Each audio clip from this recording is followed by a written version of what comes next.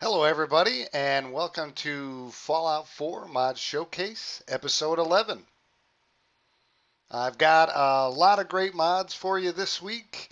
A couple of new mods for your ear holes, and another standalone weapon, and another fantastic ReShade. So, without further ado, let's get this party started.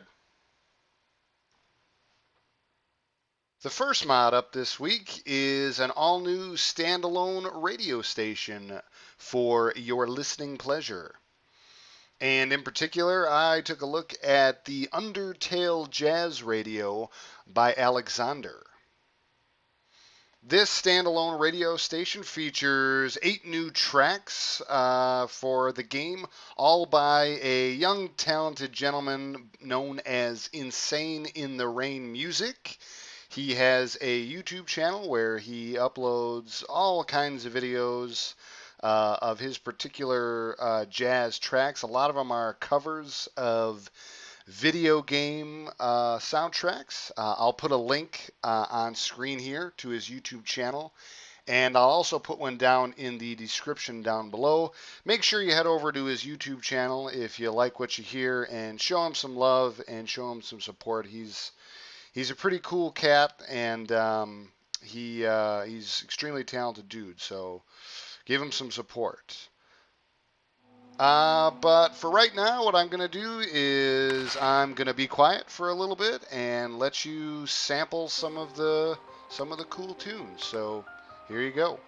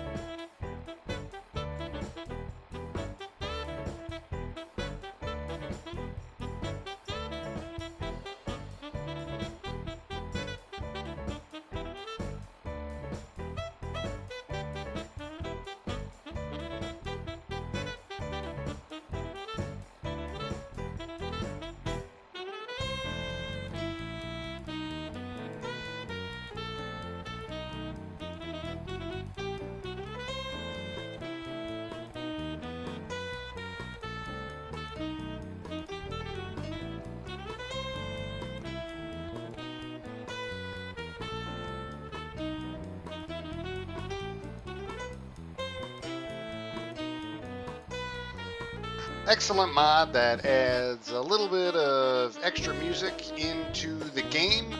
All of them amazing work by insaneintherain Music. And definitely a mod that I might keep around just for a little bit of variety in my play. The next mod up this week is the Desert Eagle 50 caliber standalone pistol by Doom. Although it should be noted that Doom just ported this over from Fallout New Vegas, and the models and textures were done by a different author. The model and texture on this, since we're on that subject, is absolutely fantastic, especially the textures, because there's a high amount of detail and sort of filigree and all sorts of fancy stuff and engraving on it. It looks absolutely fantastic. The original version of it, when you get in game, comes in a gold color, but you can modify it at the workbench to be silver. And while we're on the subject of mods, you can add all of your different receivers to it that change the damage and other stats. And again, all of those can be added in either a gold or a silver variant. You can also add a few mods to it that are special to this weapon only. You can add a flashlight to the end of it, which replaces your Pip-Boy light. So every time you turn on your light, you get the light on the gun instead of on the Pip-Boy. And you can also add a lucky grip, which adds +1 luck. And to go along with all of the custom features, this weapon also features a custom sound.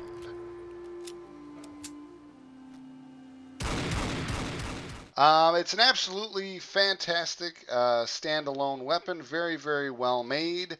It is a bit on the shiny and clean side for obviously a post-apocalyptic game, but if you don't care about something like that, you just want a powerful and very nice looking standalone weapon, then this mod is definitely for you. The next mod up this week is Intense Realistic Gun Sounds, or ERGSO, by SuperTwistedGaming. And as you might have guessed, this mod replaces most of the vanilla gun sounds with new sounds.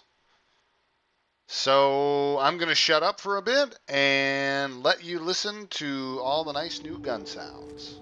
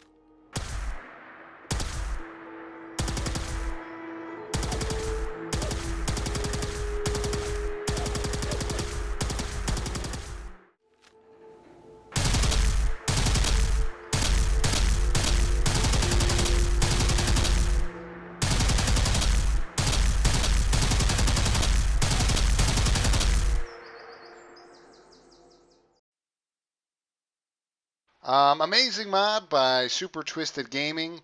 I do have to admit, I'm not entirely in love with all of the gun sounds that this mod adds, but most of them are pretty decent, and it's a really great mod if you've put in several hundred hours into Fallout 4 and are maybe a little bit tired of the vanilla sounds. And finally, this week, I took a look at another one of the Modern Film Looks reshades by cryosleep and TreyM. This week, I took a look at the Kodak 5229 Vision 2 500T, which is designed after what it looks like to shoot on that type of film. The colors are much more saturated with this reshade compared to vanilla, which is a nice change in this series of reshade. A lot of the other ones had more desaturated colors. This one brightened everything up just a little bit. And there was also a slightly blue hue added to the entirety of the image space, which also looked pretty nice. Again, with this reshade, there is a slight vignette on the edges of the screen, a slight darkening to the corner and edges on the image, and also a slight film grain effect for those of you like me who like that sort of slightly cinematic feel to your Fallout games. The overall image space with this reshade did have a slight darkening to it, but again, it wasn't so much so that the game was unplayable in the rain or in any particularly dark scenes. This particular reshade, the Kodak 5229, didn't have as much of a bleak feeling, in my opinion, as the others in this series of reshades. In fact, it almost had sort of a peaceful, more serene feeling, which was kind of a nice change, in my opinion. Just an absolutely fantastic reshade, again, in the Modern Film Look series by cryosleep and TreyM. I think this is going to be the last one in this series that I am going to take a look at myself, but there are many more, and from the screenshots on their Nexus page, they all look fantastic. They would all certainly add something to anybody's game, and they all look great. It's fantastic work by cryosleep and TreyM.